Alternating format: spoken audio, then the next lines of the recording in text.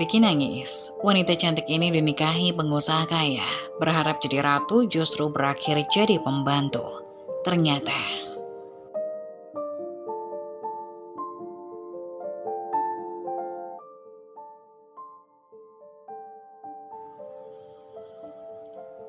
dinikahi hanya untuk menjadi pembantu, juga pengasuh adik ipar berkebutuhan khusus.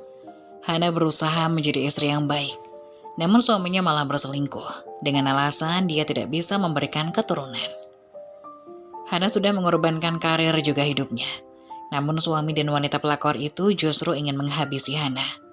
Hana akan bangkit dan balas dendam pada mereka semua. Mobil sedan mewah berwarna hitam masuk ke dalam kawasan hutan, berhenti di tengah jalan yang sepi. Lalu beberapa detik setelah itu keluarlah dua orang, laki-laki dan perempuan. Mereka terlihat buru-buru, bergegas membuka bagasi belakang mobil. Mereka mengeluarkan sesuatu dari bagasi. Oh, bukan sesuatu, melainkan seseorang. Seseorang yang sepertinya tidak sadarkan diri. Dua orang itu meletakkan seseorang di tengah jalan hutan yang sepi, sendirian. Apa mungkin membiarkannya untuk mati dilindas mobil besar yang mungkin saja melintas? Entahlah, mereka terlihat bergegas pergi. Seseorang itu adalah seorang wanita, berusia 30-an, dengan rambut panjang terurai, sangat kurus, nyaris hanya tulang berbalut kulit. Gerimis mulai turun, membasahi tubuh wanita yang memakai setelan berwarna putih tanpa alas kaki. Dia masih meringkuk, apa mungkin dia sudah mati? Tidak butuh waktu lama ada mobil yang hendak melintas, nyaris melindas tubuh wanita itu. Namun rem segera diinjak. Seorang pengemudi laki-laki turun dari mobil sedan mewah berwarna putih. Dia segera berlari ke arah wanita itu, bergegas mengangkat tubuhnya dan memasukkannya ke dalam mobil.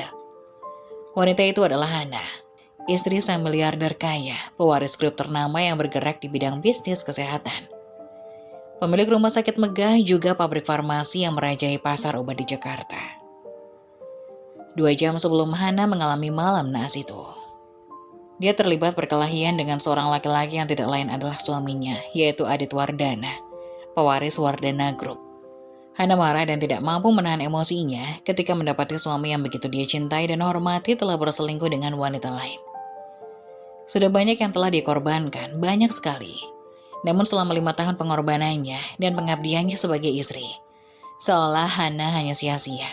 Suami yang ia harapkan akan menjadi pemimpin bagi hidupnya hanya bisa memberikan duka dan kenestabaan. Mereka terlibat dalam pertengkaran hebat. Adi dengan penuh amarah memaki Hana, istri sahnya, dengan begitu kasar. Itu pertama kalinya Adit melakukannya, atau lebih tepatnya, dia berhenti berpura-pura menjadi suami yang baik. Topeng kebusukannya telah dibuka. Itu sangat menyakitkan. Mereka bertengkar di sebuah apartemen mewah. Setelah Hana memergoki suaminya bersama wanita lain, wanita yang bahkan sudah dikenalnya. Apartemen itu adalah milik suaminya, dibeli atas nama suaminya. Namun diberikan kepada seorang wanita sebagai hadiah hari jadi mereka yang ke-5 tahun pada setahun lalu. Bukankah Hana dan Adit baru menikah selama 5 tahun di tahun ini? Apakah perselingkuhan itu sudah terjadi sebelum pernikahannya? Sungguh, pikiran Hana dipenuhi dengan hal-hal yang baginya tidak masuk akal. Mas Adit, kenapa kamu mengkhianatiku? Aku sudah memberikan semuanya selama 5 tahun pernikahan kita, ucap Hana seraya menangis. Itu karena kamu tidak bisa memberikan keturunan untukku, ucap Adit dengan raut wajah yang begitu marah. Apa itu hanya kesalahanku? Kamu tidak pernah berusaha lebih keras. Kamu tidak pernah mau mengunjungi dokter bersamaku, ucap Hana. Apa wanita yang harus selalu disalahkan? Lalu apa perselingkuhan ini benar untukmu? Lanjutnya, suaranya terdengar begitu lirih diterpa angin malam yang masuk dari jendela. Sudahlah, ini adalah akhir dari hubungan kita. Aku sudah tidak tertarik padamu, ucap Adi dengan begitu kasar. Kau mencampakkan aku begitu saja, Mas? Tanya Hana dengan lelahan air mata yang tak kunjung berhenti. Pergilah dari sini, pergi, teriak Adit. Tidak, jika harus pergi kamu harus ikut denganku.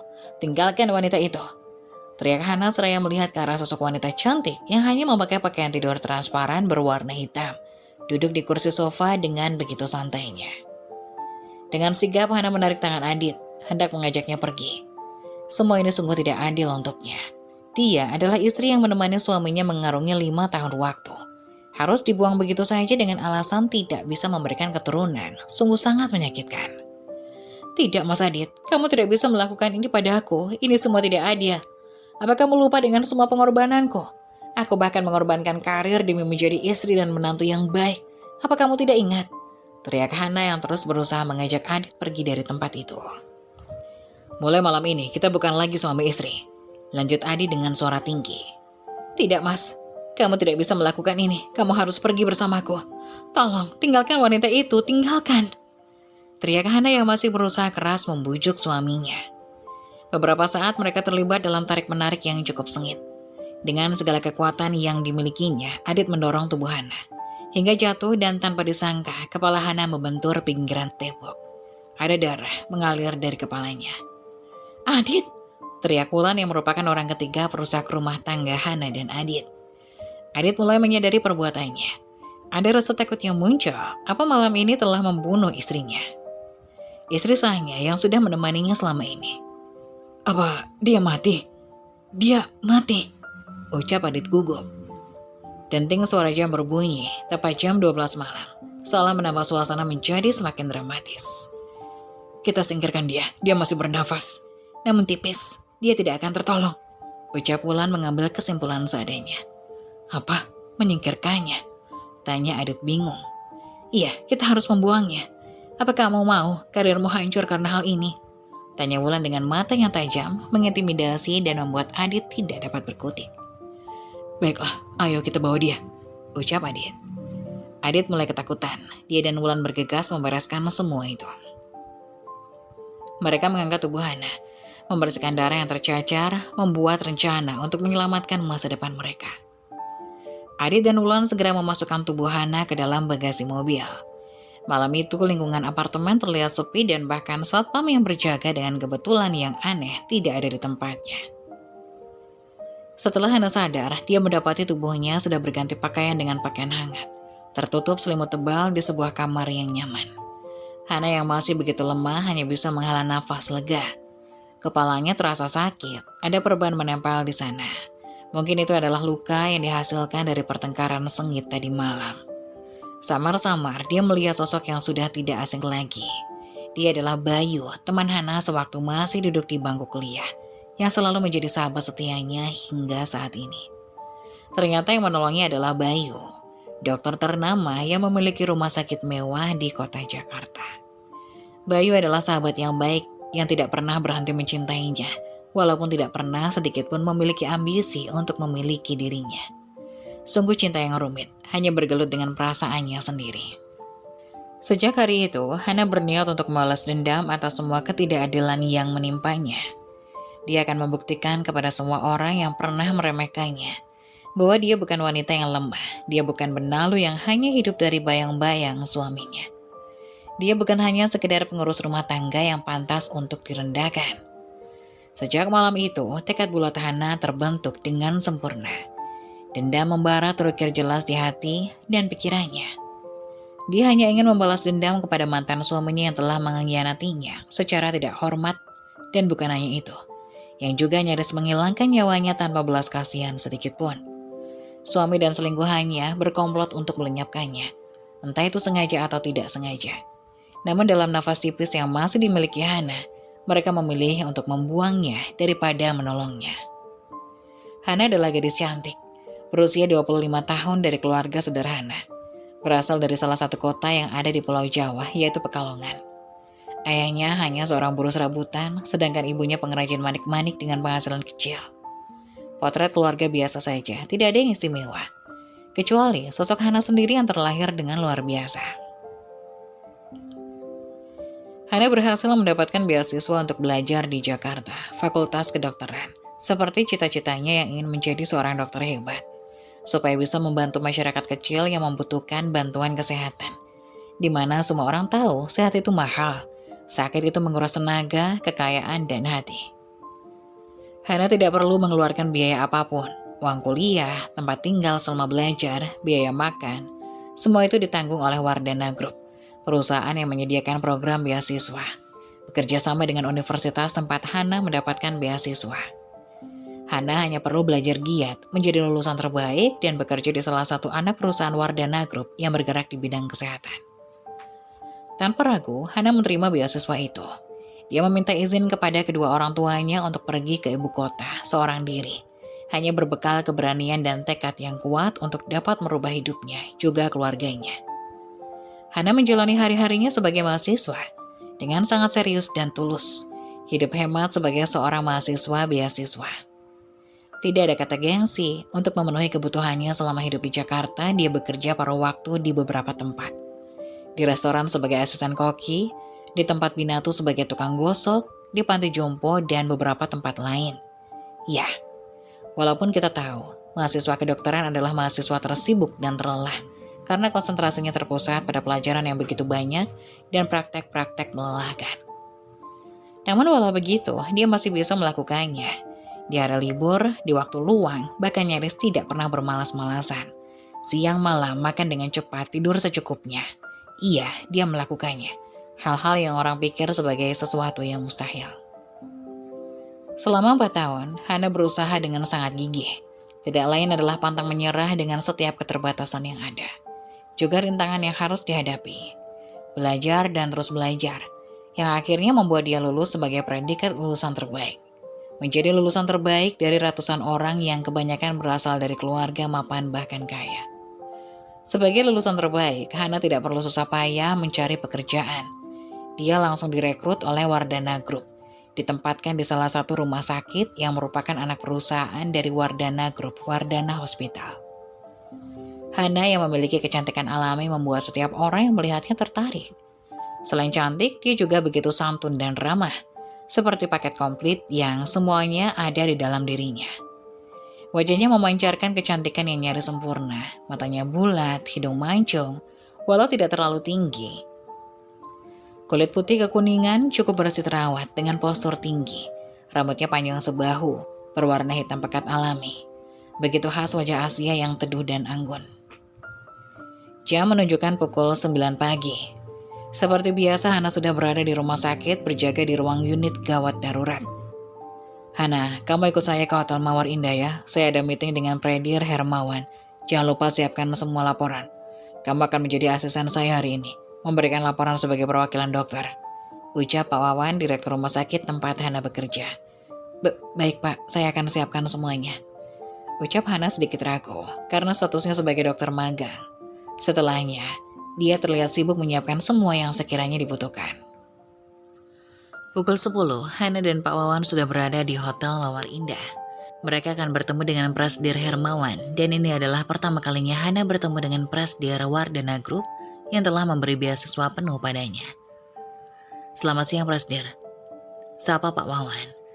Selamat siang Pak Wawan, silakan. Kita langsung saja membahas mengenai pembelian alat terbaru yang akan saya datangkan langsung dari Amerika. Ucap Presdir Hermawan. Baik Pak, semua berkas sudah saya pelajari, saya turut bangga. Karena Wardana Hospital akan menjadi rumah sakit satu-satunya yang akan memiliki beberapa perlengkapan canggih ini. Ucap Pak Wawan memberi pujian. Ya tentu saja, seperti cita-cita saya. Rumah sakit ini akan menjadi rumah sakit terbaik di Jakarta. Ucap Presdir Hermawan.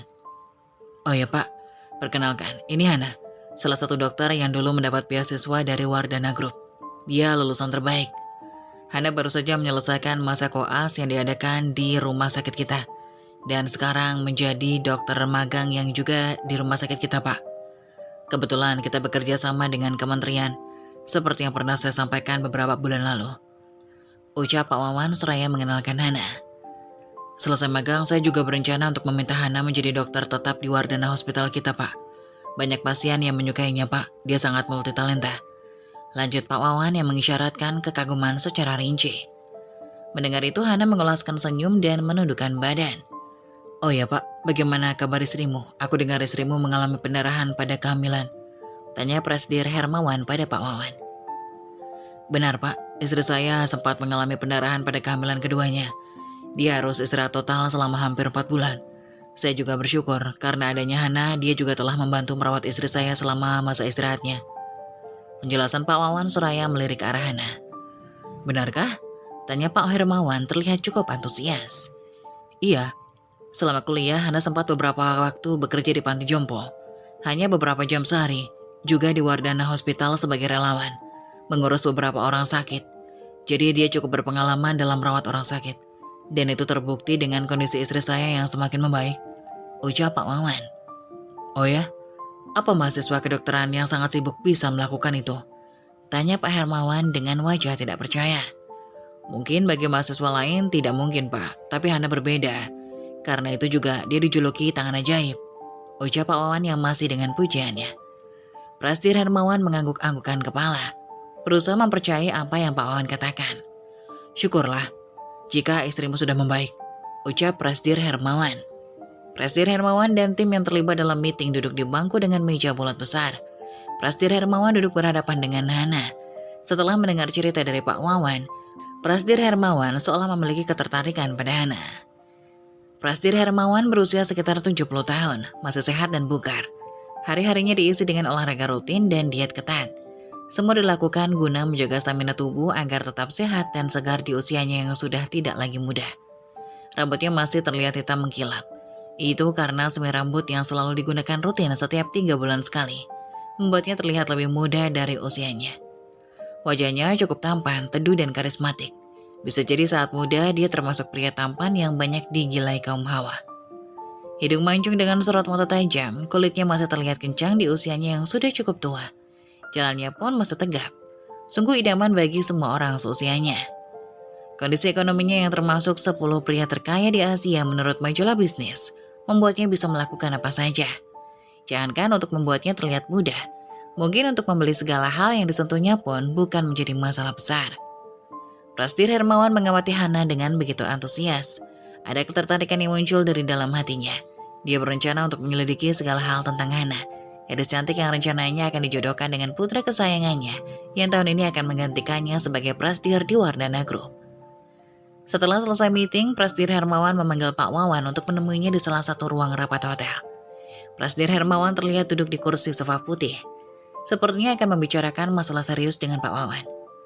Prasdir memanggil saya, tanya Pak Wawan. Pak Wawan, saya ingin menanyakan sesuatu, ucap Prasdir Hermawan. Iya Pak, apa itu? Tanya Pak Wawan. Duduklah dulu, kita akan berbincang sekitar 15 menit, ucap Prasdir Hermawan. Pak Wawan menuruti apa yang Prasdir Hermawan perintahkan. Duduk di sebelah Prasdir Hermawan dan menunggu kira-kira hal apa yang akan mereka diskusikan. Pak Wawan, ceritakan kepadaku tentang Hana, ucap Prasdir. Hana? Tanya Pak Wawan cukup heran. Pak Wawan pun menjelaskan tentang Hana secara detail dan rinci. Pak Prasdir mengangguk-anggukkan kepalanya. Maaf Pak, apakah Bapak akan menjadikan Hana istri kedua Bapak? Tanya Pak Wawan dengan hati-hati. Akan tetapi Pak Hermawan malah tertawa terbahak-bahak. Jadi kamu pikir saya menyukai Hana? Tidak Wan, aku ingin menjodohkan dia dengan putraku Adit, jelas Pak Prasdir. Apa Bapak menjodohkan Hana dengan Adit?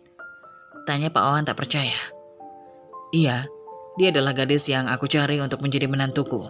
Aku akan lebih banyak berbicara dengannya. Aku harap kamu bisa membantu, ucap Pak Prasdir. Baik Pak, senang sekali jika saya bisa membantu, ucap Pak Wawan. Pak Wawan merasa heran mengapa Pak Prasdir memilih menjodohkan Hana dengan anaknya yang akan menjadi calon Prasdir. Sedangkan Hana hanyalah orang biasa dari keturunan yang biasa-biasa saja. Cukup tidak masuk akal, tapi begitulah adanya.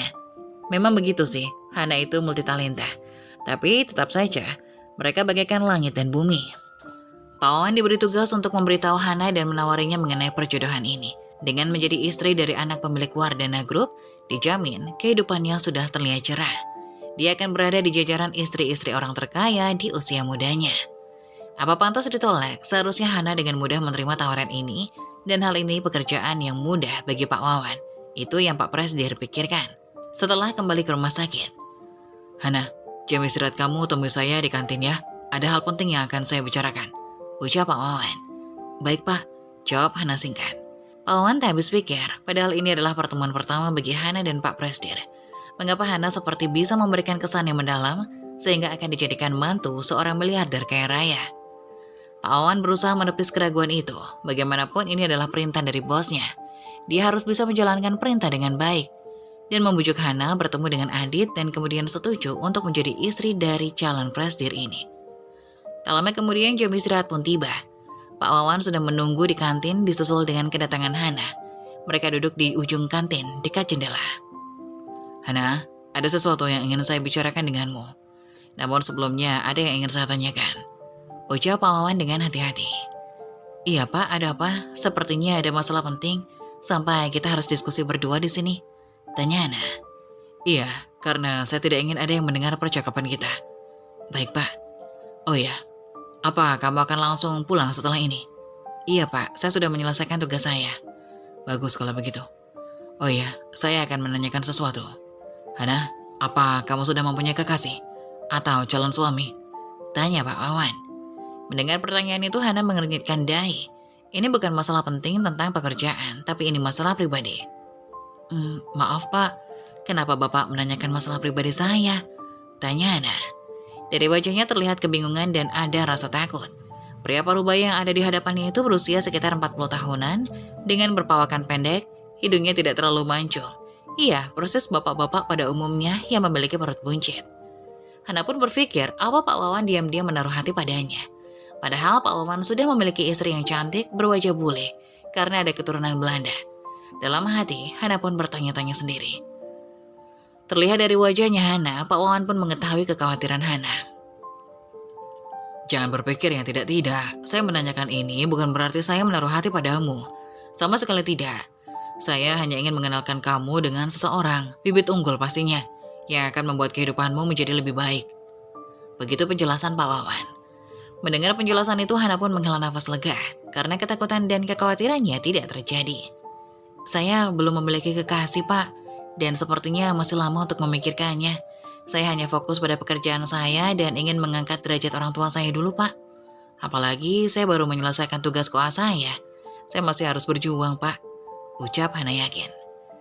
Hana, tadi kamu sudah bertemu Presdir Hermawan, bukan? Nah, Presdir Hermawan itu tertarik padamu. Apa? Presdir Hermawan tertarik pada aku? Ucap Hana kaget. Bukan seperti itu, Hana. Presdir ingin menjadikanmu menantunya. Beliau punya anak laki-laki yang tahun ini akan menjadi presdir. Namanya Adit. Dia sangat tampan dan yang terpenting mapan. Berasal dari keluarga yang luar biasa. Jelas Pak Wawan. Pak Hermawan bercanda.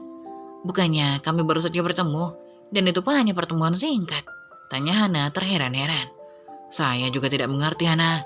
Presdir Hermawan memang seperti itu. Sering mengambil keputusan dengan mendadak. Mungkin beliau sudah ada pertimbangan khusus. Jelas Pak Wawan. Hana, semoga kamu menyetujui ini. Ini bukan permintaan akan tetapi ini sebuah harapan. Banyak wanita di luar sana yang sebanding dengan keluarga Wardana Group. Akan tetapi Pak Presdir memilihmu.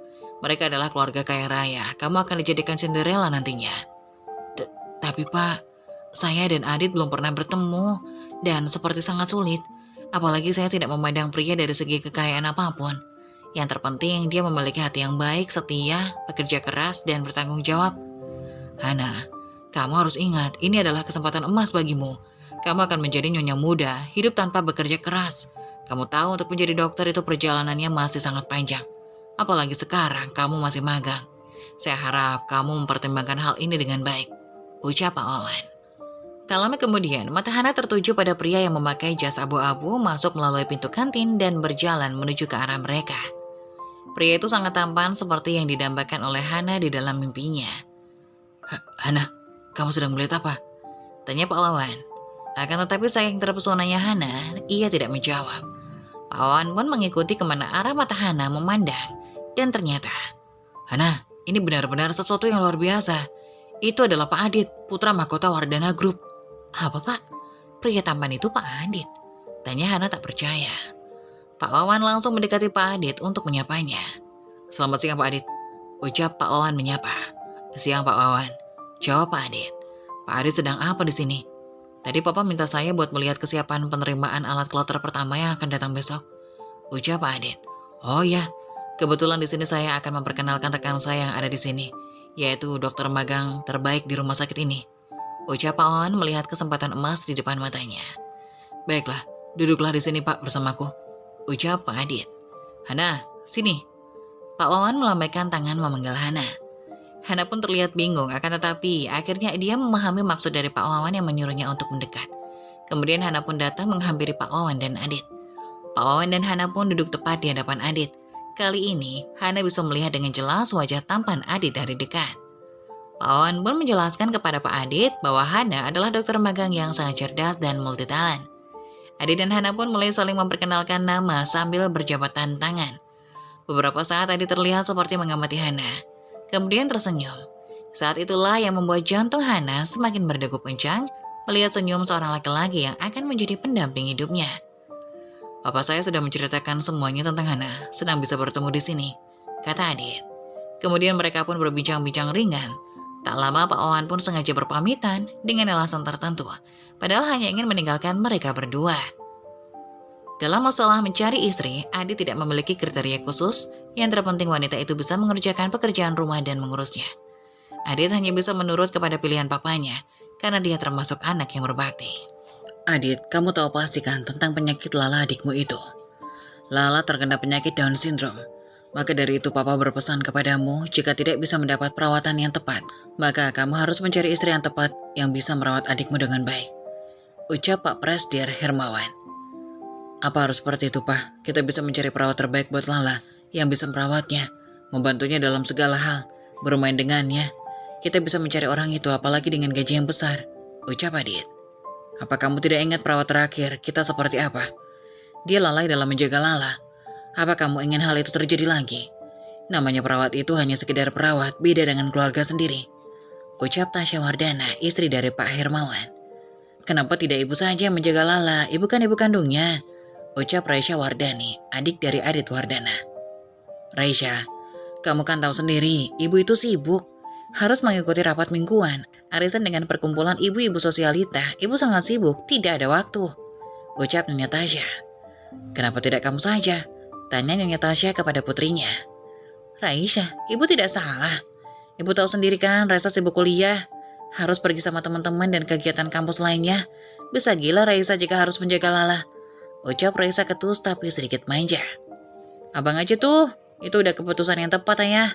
Abang harus segera mencari istri yang tepat, kalau bisa dokter. Lagian di rumah sakit juga banyak dokter muda, pasti banyak yang cantik dong pastinya. Ucap Raisa. Kenapa harus aku? Sahut Adit. Adit, dengan umurmu yang segini, kamu sudah pantas menikah. Carilah wanita yang sesuai dengan kriteria tersebut, yang bisa merawatmu dan juga Lala. Papa akan menjadikanmu sebagai prastir jika kamu mau menikah. Ucap sang papa. Tampak dari wajah Adit pun memikirkan tawaran sang papa. Karena sebelumnya Pak Hermawan Wardana tidak pernah ingin lengser dari jabatannya. Dengan tawaran ini, Adit bisa bebas menggunakan uang tanpa harus melapor ke manajemen keuangan. Karena dialah yang akan menjadi pemegang dan yang dapat mengurus semua keinginannya. Tentu banyak sekali keuntungan yang ia dapatkan. Papa serius? Tentu saja, itu adalah tawaran yang sepadan. Lagian papa juga harus pensiun. Karena papa ingin menikmati masa tua dengan tenang tanpa harus memikirkan pekerjaan. Ucap sang papa. Baiklah kalau begitu, aku setuju. Sesampainya di kos, Hana pun memikirkan tawaran Pak Wawan yang akan menjadikannya sebagai mantu konglomerat yang bisa menaikkan derajat kedua orang tuanya dengan pria tampan seperti yang ada di dalam impiannya. Apa ini nyata? Hana pun menampar pipinya sendiri beberapa kali.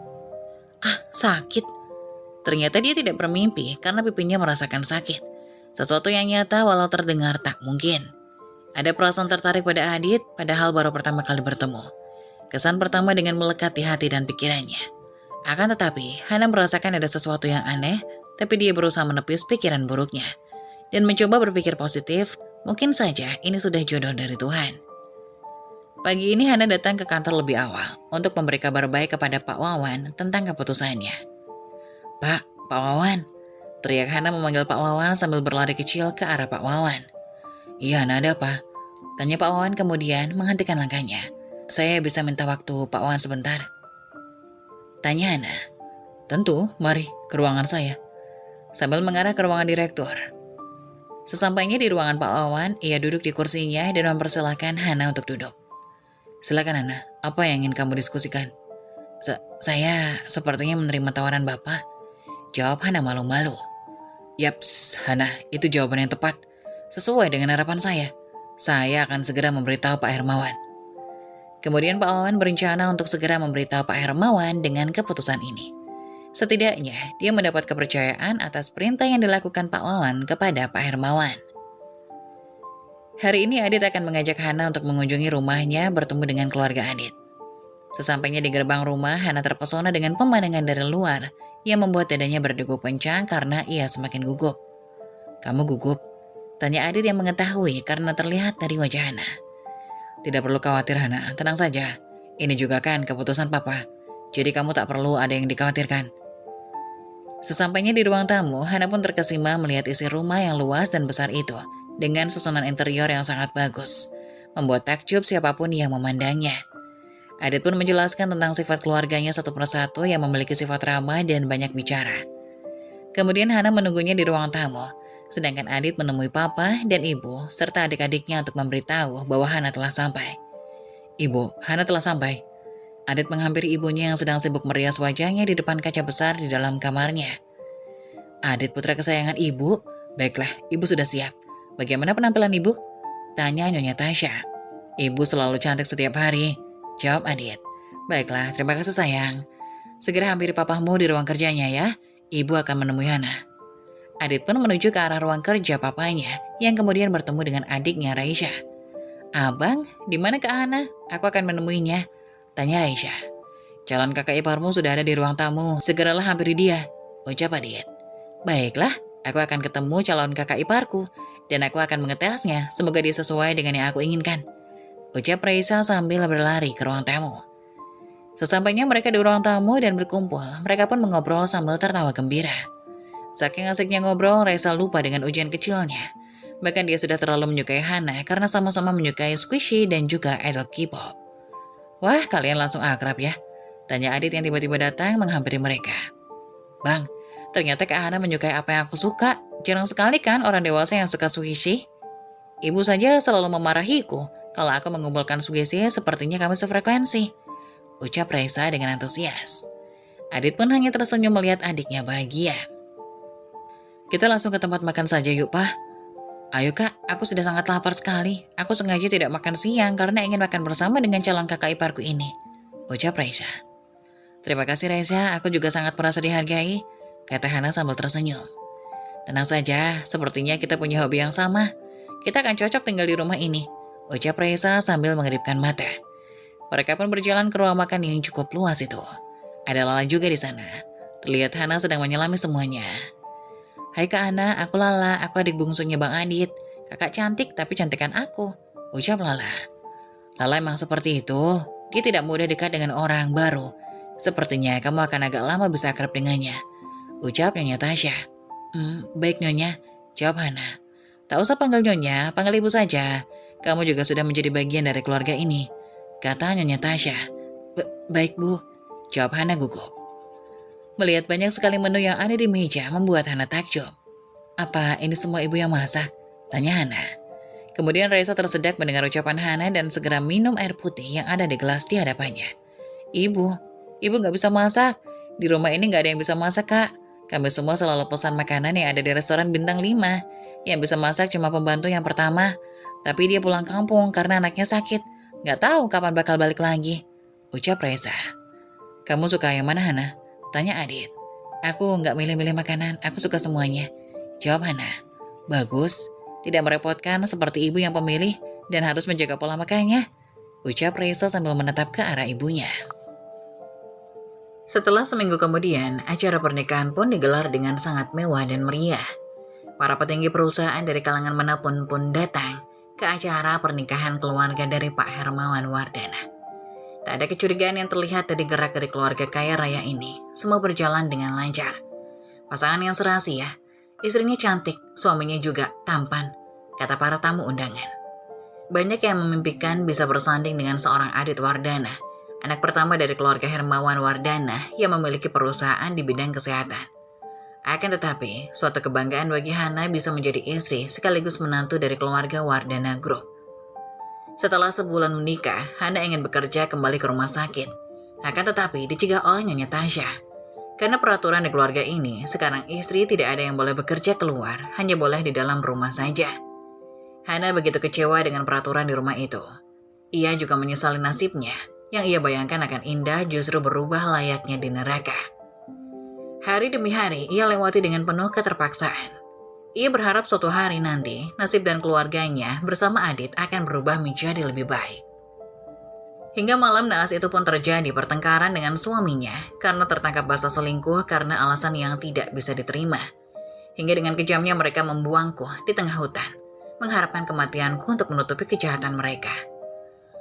Kini Hana menceritakan semua apa yang menimpanya kepada Bayu teman dekatnya itu dengan diiringi air mata.